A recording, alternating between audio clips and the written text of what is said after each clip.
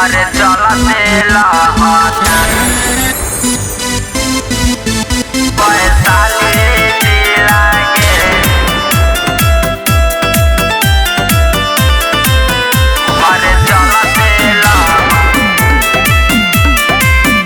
वैशाली जिला के लागल हौ हमारा दिलवा में आग छोड़बे तो जइबौ न मर गे गे सुन ओही दिन तोरा दुल्हा के कई देबौ मर्डर गे जे कोनो रोकतौ क देबौ ओकरा खून से गिला गे तोहर चलते लहका दे हम पूरा वैशाली जिला गे तोहर चलते लहका दे हम पूरा वैशाली जिला गे अरे चलते साई आरती रिकॉर्डिंग स्टूडियो लालगंज वैशाली कहियो नहीं सोचनी गे दिलवा जारी जइबे गे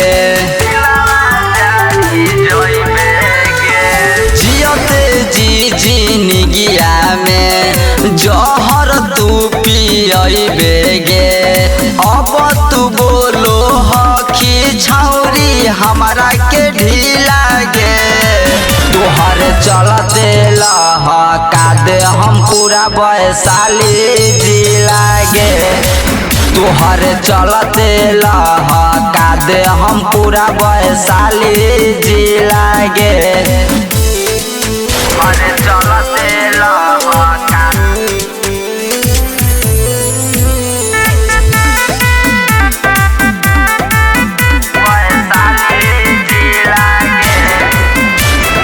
जहिया अतौ बारात गे गोली चलतौ सारी रात गे